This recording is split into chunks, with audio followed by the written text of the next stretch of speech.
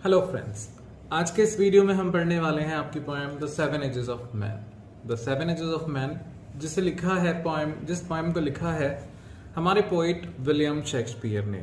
आपको पता होगा कि ओरिजिनली तो इसे लिखा विलियम शेक्सपियर ने है, पर ये पोएम जो है प्रेजेंटेड की गई थी उनके एक प्ले जिसका नाम है एज यू लाइक इट में, और उस प्ले में इस पोएम को बोला गया था उन्हीं के एक कैरेक्टर जिसका नाम था जैकस। जैकस ने ऑन स्टेज आकर मोनोलॉग के फॉर्म में ये पोएम आपके सामने बोली थी।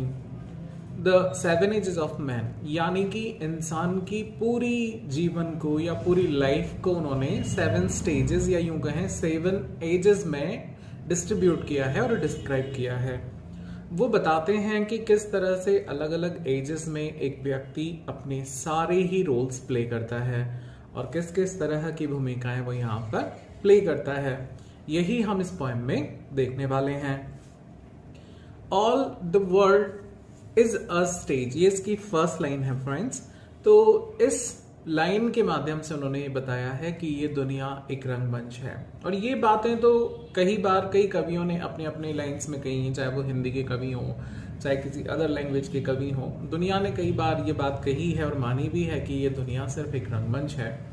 अगली पोएम में पोइट कहते हैं all the man and women merely players, यानी जितने भी दुनिया में यहाँ पे लोग आते हैं, चाहे वो लड़के हों लड़कियां हों स्त्रियां हों पुरुष हों या जो भी इंसान हो, वो मात्र उन्हें मियरली प्लेयर्स कहा है फ्रेंड्स। यानी मियरली का मतलब वो सिर्फ एक प्लेयर्स हैं। They can play their role only, they can not decide their destiny. ना तो वो अपने भाग्य को निर्धारित कर सकते हैं, ना ही उसे कंट्रोल कर सकते हैं। They have to play according to script only. वो यहाँ पर उनके डायरेक्टर यानी ईश्वर के द्वारा बताए हुए रोल्स जो हैं उन्हें ही प्ले करते हैं, इसके अलावा और कुछ नहीं। They have their exists and entrances.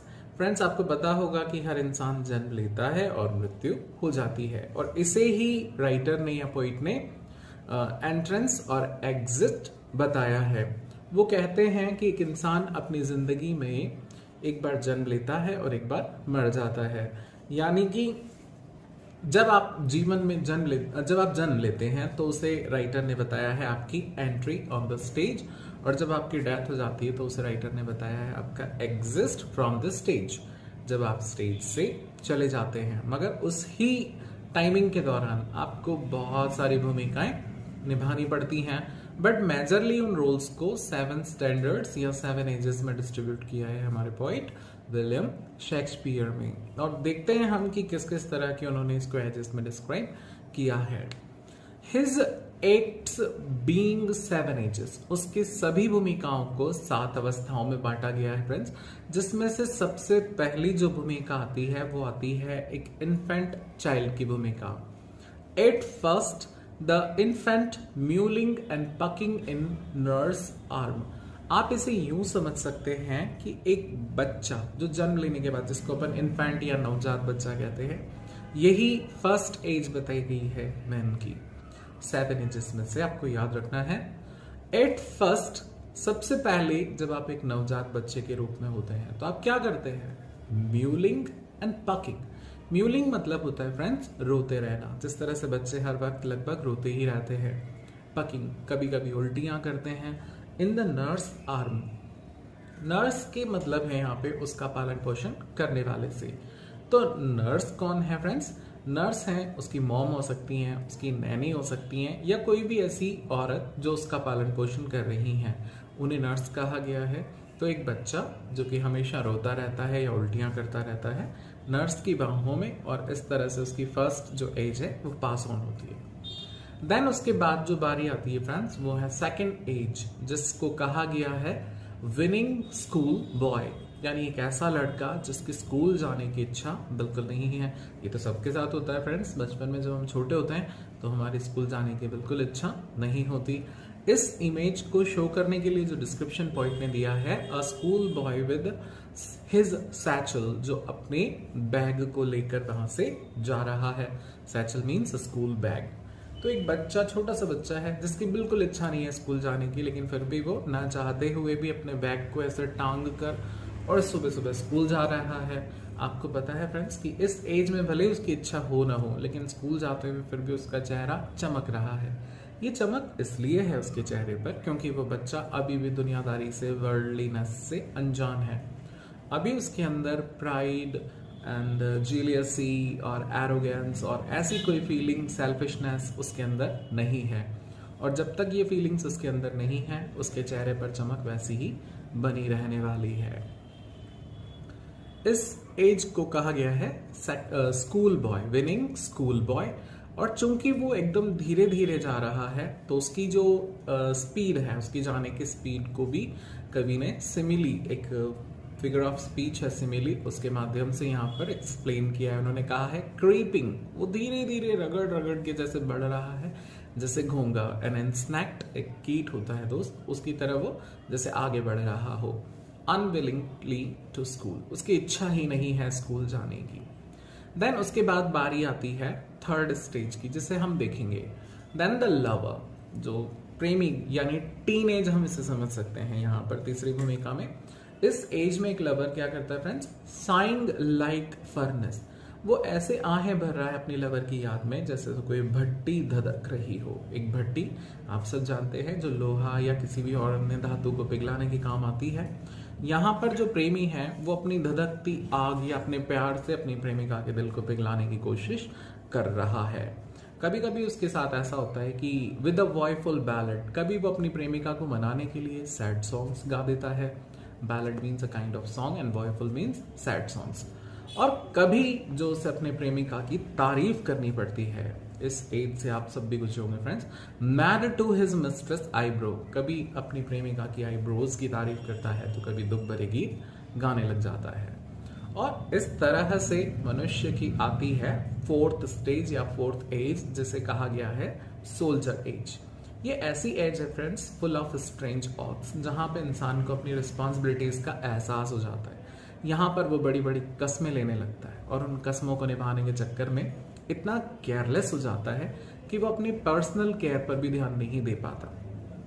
और उन रिस्पॉन्सिबिलिटीज की जिम्मेदारी समझ लो या कुछ भी समझ लो, उनकी वजह से जब वो अपने पर्सनल केयर पर ध्यान नहीं देता तो उसकी पर्सनैलिटी चेंज होने लगती है, उसकी बड़ी बड़ी शेविंग्स आ जाती हैं।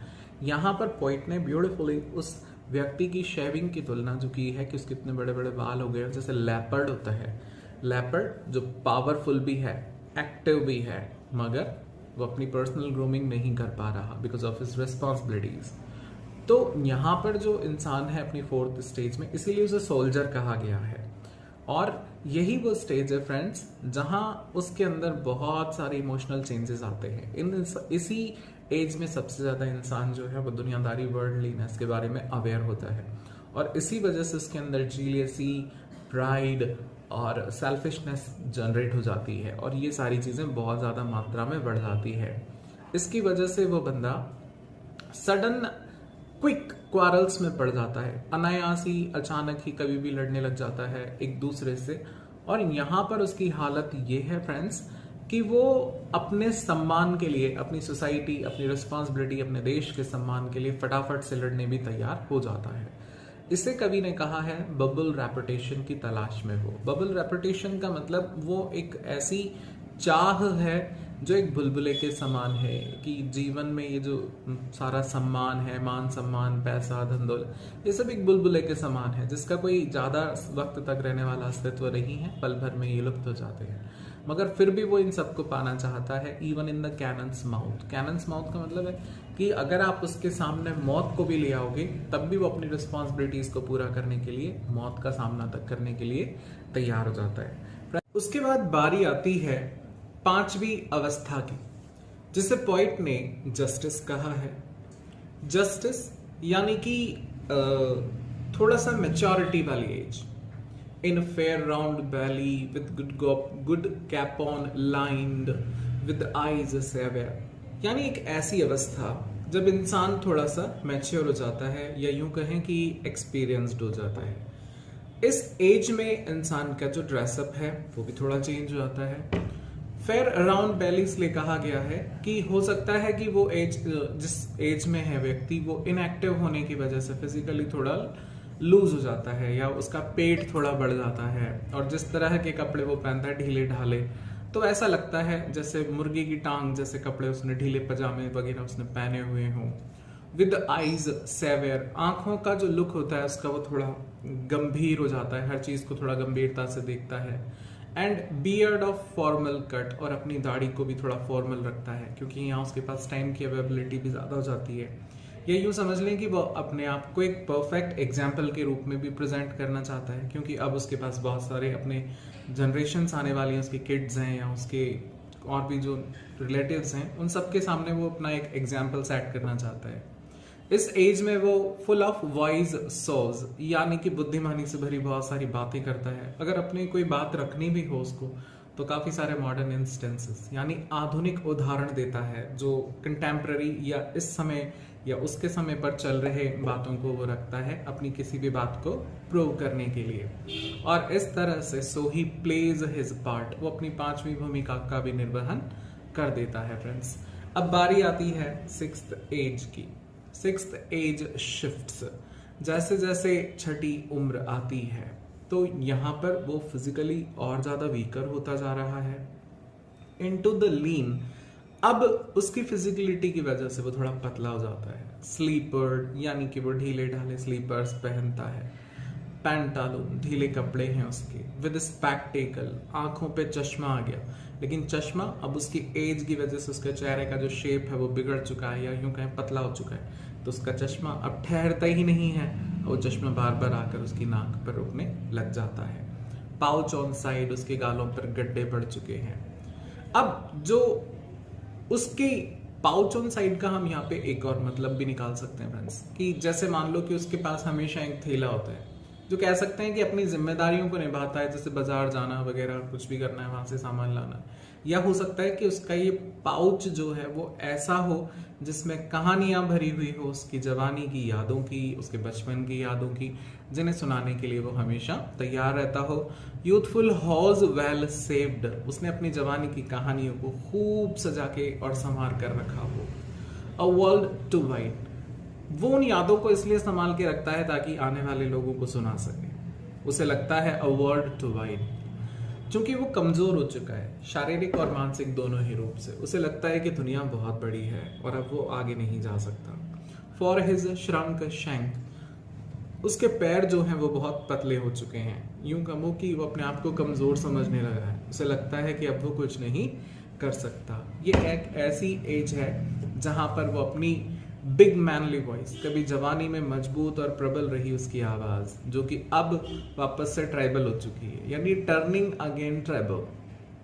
तीखी आवाज में बात करता है। हो सकता है इसलिए हो रहा हो कि उसके दांत ना हो, या वो अब उसके कॉन्फिडेंस में कमी आ गई हो, या हो सकता है उसके अंदर स्टैमिना की कमी हो गई हो, और इसी वजह से अब वो जब बोलता है तो उसकी आवाज बिल्कुल बारीक पतली बच्चों की तरह आती है, जैसे तो बोलते वक्त उसके मुंह से सीटियां बज रही हों, whistles in sound। और इस तरह से फ्रेंड्स जो है 6th एज भी शिफ्ट हो जाती है।